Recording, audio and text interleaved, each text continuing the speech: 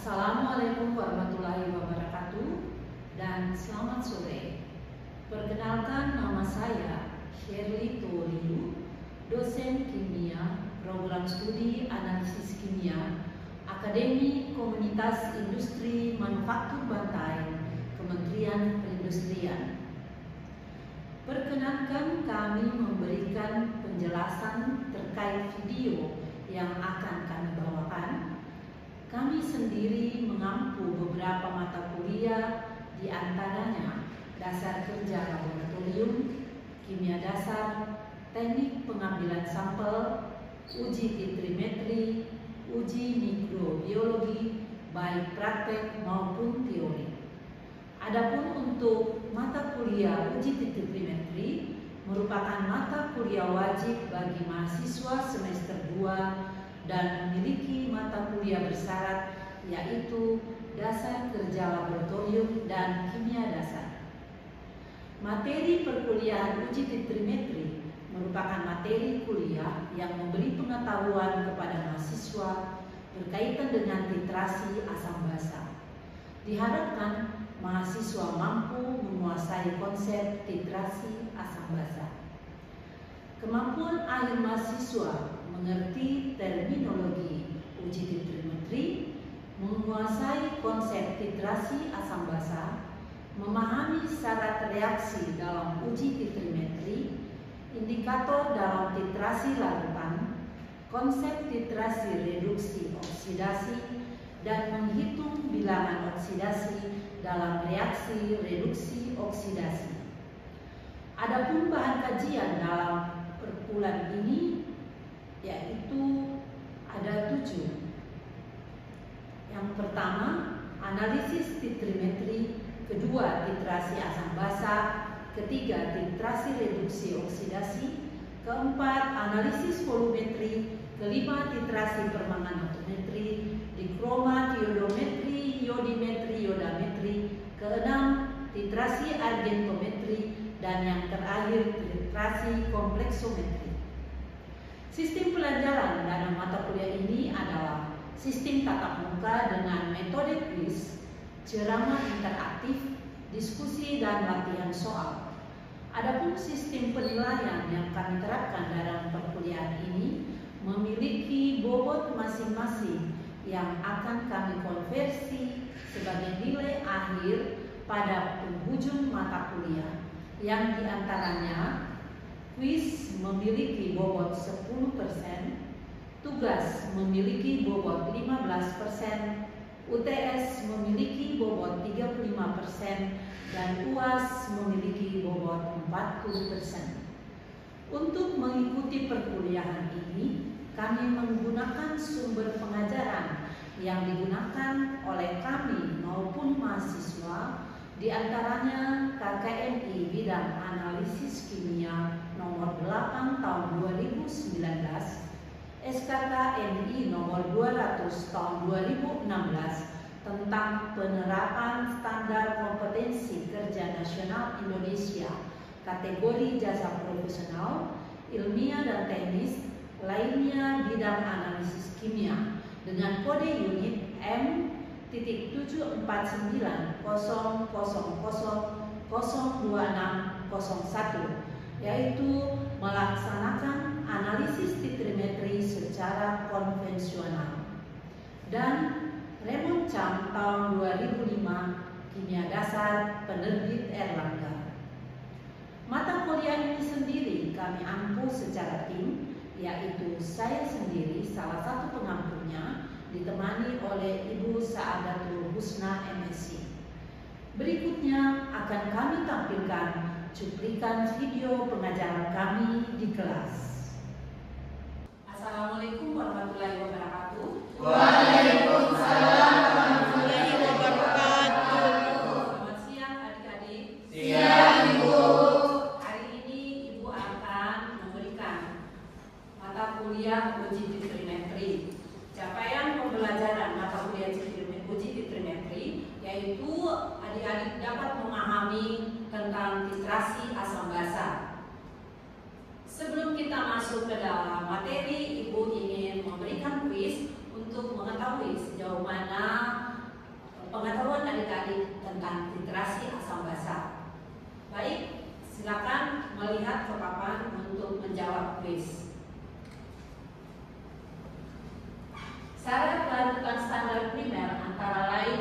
mempunyai kemurnian tinggi. Jawabannya benar. Ada yang mengatakan benar, ada yang mengatakan salah. Kemudian titik ekuivalen adalah titik akhir dari titrasi. Dalam proses titrasi selalu menggunakan larutan indikator. Baiklah adik-adik, kita akan mengetahui jawaban yang benar.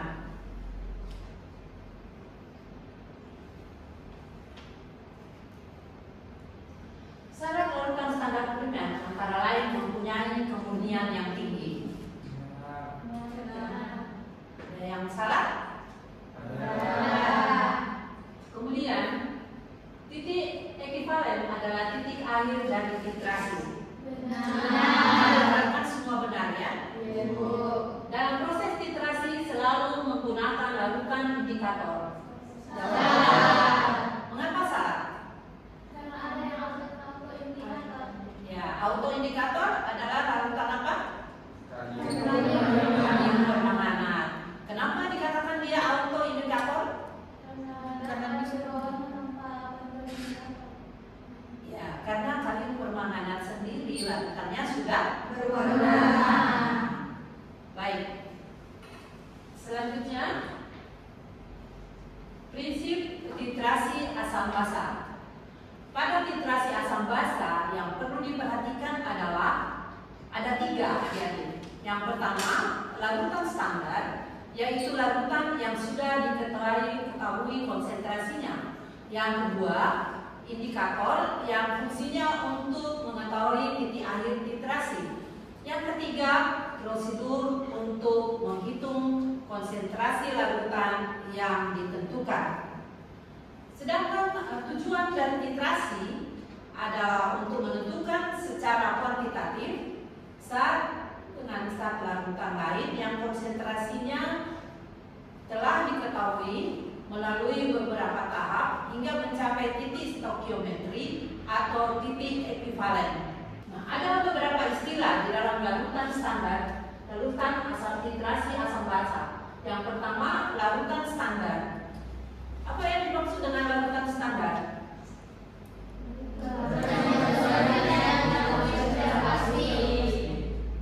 Kemudian ada indikator.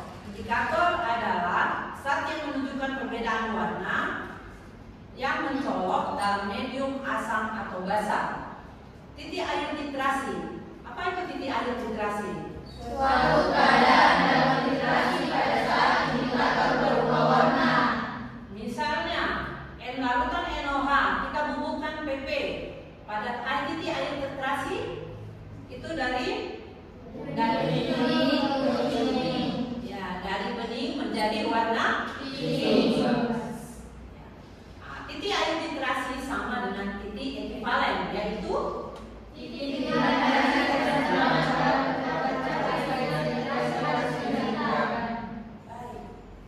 selanjutnya, titrasi netralisasi. Reaksi yang terjadi pada titrasi asam basa adalah berdasarkan reaksi penetralan, sehingga titrasi asam basa sering disebut juga dengan titrasi netralisasi. Contohnya di situ adalah ion hidrogen. Kalau dalam larutan dia HCl ditambah dengan OH-, yaitu larutan NOH menjadi H2O.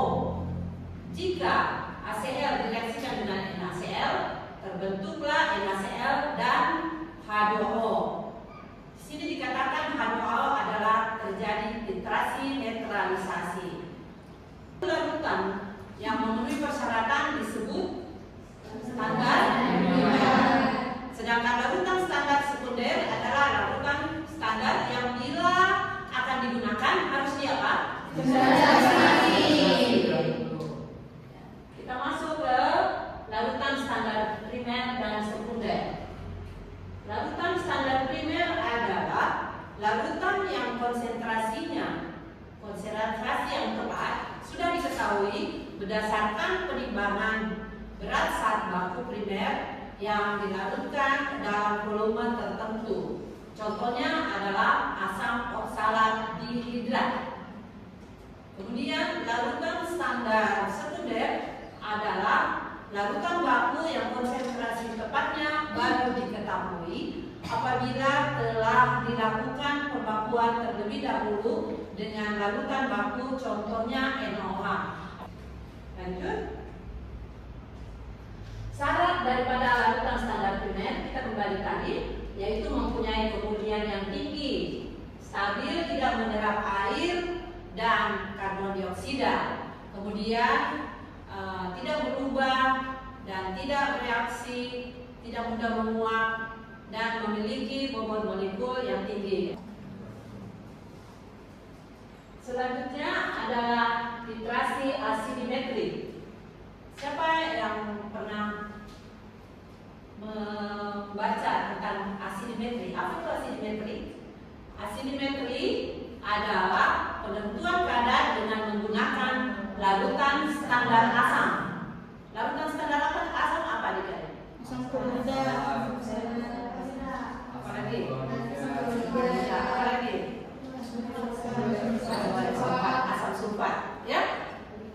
Ada juga asam nitrat juga bisa, ya. Standar yang sering digunakan adalah asam klorida, asam sulfat. Asam klorida pekat konsentrasinya berapa, sedangkan asam sulfat pekat mempunyai konsentrasi 15.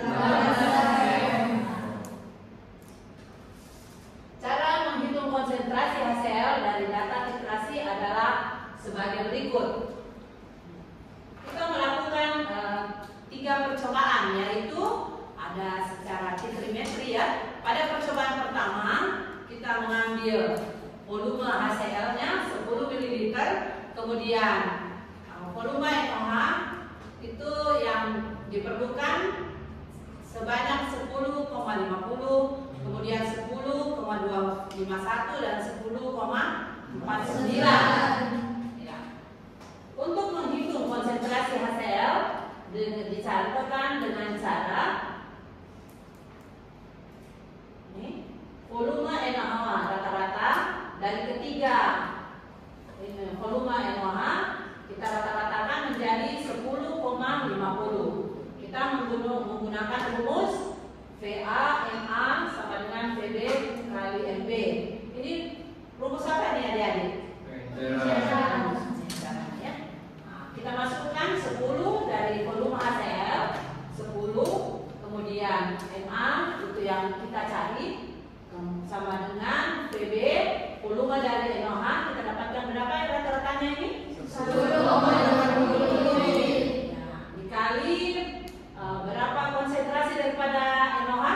0,1 M.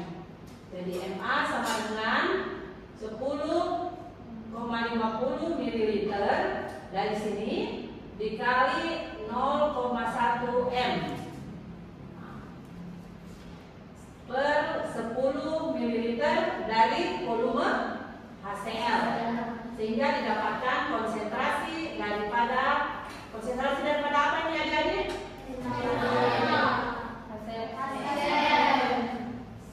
Ya, konsentrasi daripada HCl, ya. Dapat konsentrasi HCl adalah 0,1050 M. Titrasi alkalimetri.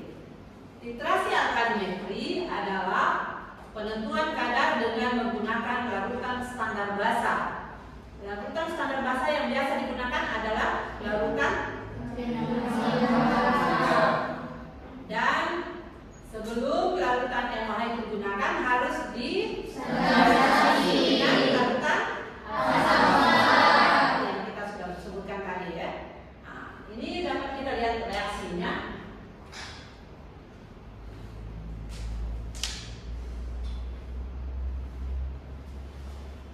NOH tanpa asam oksalat menjadi natrium oksalat ditambah H2O. Selanjutnya jenis titrasi asam basa. Titrasi yang pertama ada 4 titrasi asam basa. Yang pertama titrasi asam kuat dan basa kuat. Siapa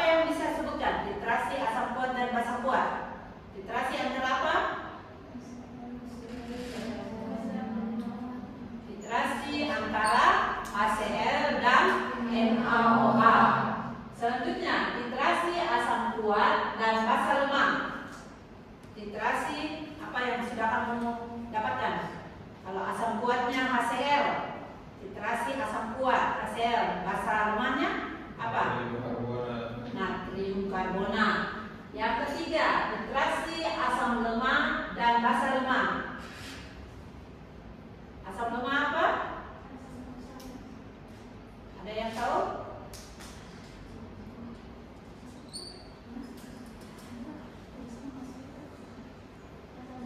Apa yang sudah pernah dipakai?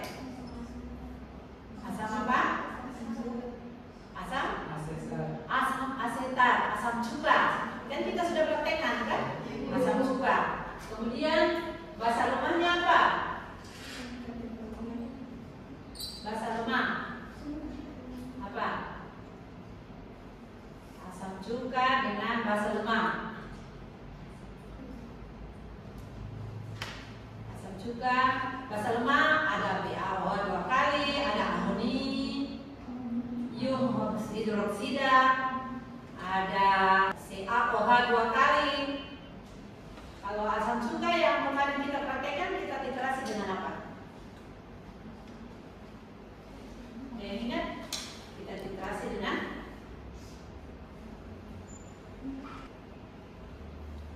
NaOH ya. Kemudian titrasi asam lemah dengan basa kuat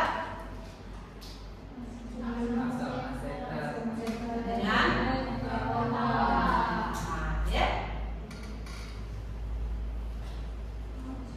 Berapa volume mililiter HCl pekat yang konsentrasinya 12 m yang dibutuhkan untuk membuat 500 ml HCl 3 m. Soal yang ketiga, hitunglah berapa gram NaCl yang ditimbang untuk membuat larutan 250 ml NaCl 0,1 m. Diketahui massa relatif daripada NaCl adalah 58,5 gram per mol. Ya. Untuk soal yang pertama, siapa yang akan menjawab? Ya, disilakan naik ke depan. Yang lain turut mencatat juga ya, turut menghitung juga, supaya bisa mengetahui apakah sudah mengerti apa belum.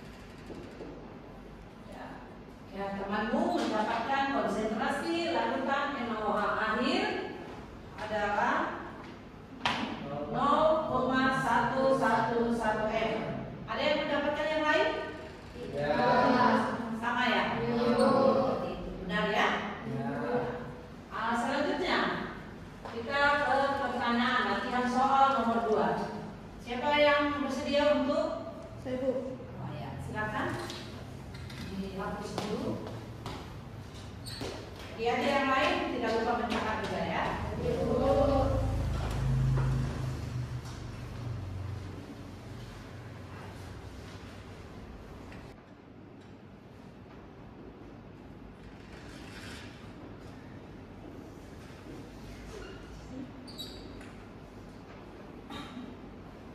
HCl-nya 500 ml, molaritas HCl adalah 3M. HCl pekatnya 12M.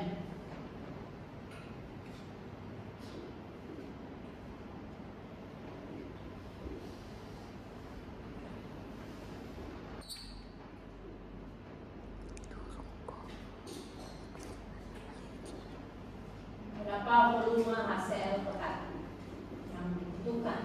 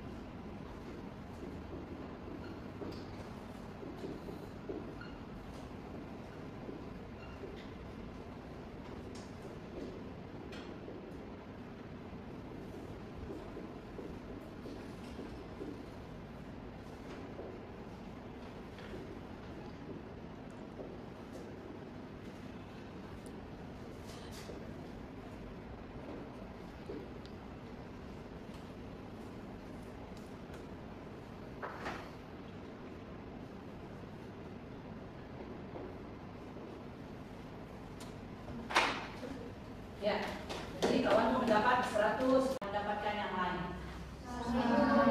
Baik. Selanjutnya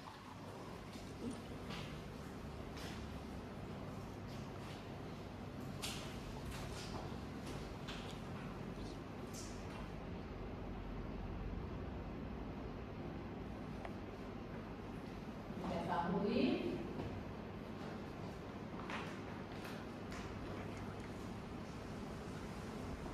NaCl 250 ml.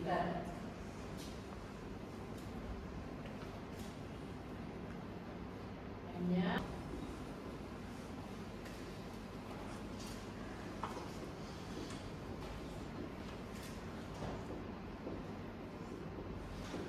berapa gram NaCl yang dibutuhkan atau ditimbang untuk membuat larutan 250 ml NaCl monoksida.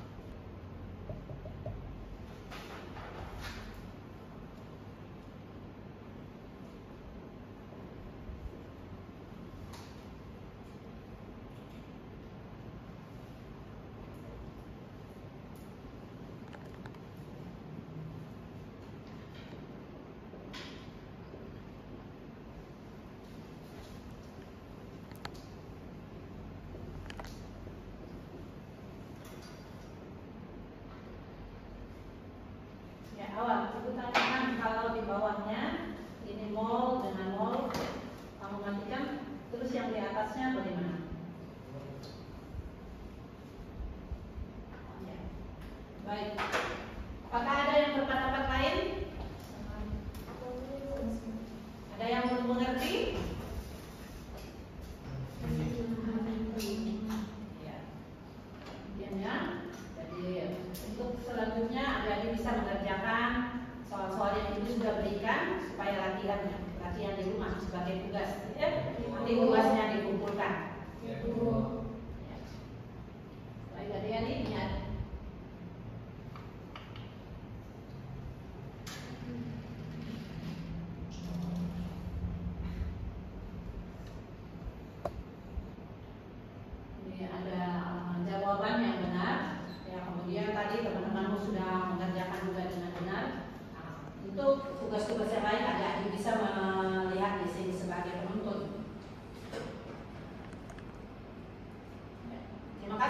adik-adik. Demikianlah video pengajaran yang kami tampilkan. Terima kasih atas perhatiannya. Mohon maaf jika ada kehilapan. Assalamualaikum warahmatullahi wabarakatuh.